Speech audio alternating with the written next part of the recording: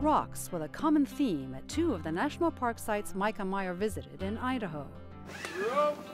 At the City of Rocks National Reserve in southern Idaho, rock climbers of all ages come to test out their skills on the granite peaks, which range from 10 to almost 200 meters high.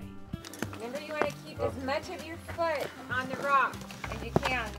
And below the towering spires, smaller rock formations of various shapes and sizes dot the vast landscape, jutting from the ground, seemingly out of nowhere.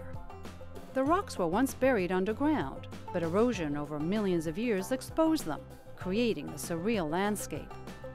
Micah enjoyed a scenic hike to one of the reserve's most popular sites. Behind me is Window Arch, easily the most interesting rock formation I've seen here at City of Rocks National Reserve.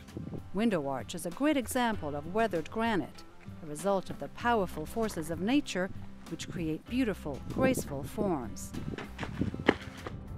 Heading north, Micah went in pursuit of more rocks at Craters of the Moon National Monument and Preserve. With its massive lava flows and islands of cinder cones, the site resembles the surface of the moon. Micah hiked up the park's iconic Inferno Cone. I'm basically just walking on a bunch of cinders, former magma that are now rock.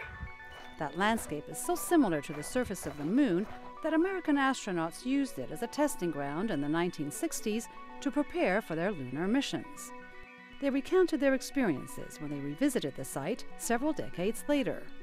Our whole purpose in our training was to sample virtually all types of volcanic activity and the processes that go on with volcanism, because we had to be the eyes of the geological community on the moon. We really didn't know what kind of rocks were on the lunar surface at that time. So Craters of the Moon was one of the really valuable places to come and look at and study lava flows. The volcanic activity that occurred on the moon is not dissimilar to the kind of thing we have seen here. The geology that's exposed here, I mean, it's just an open window into the past. And this is what we were looking for in trying to learn something about geology. And this is the kind of place we're able to do something like that. It's sodium sulfate. Craters of the Moon continues to provide the perfect setting for ongoing research and testing for extraterrestrial places, and inspire visitors like Micah. You see the majestic contrast between the black dirt, the snow-capped mountains, and the older cinder cones, which now have sagebrush and other grass and greens growing on them.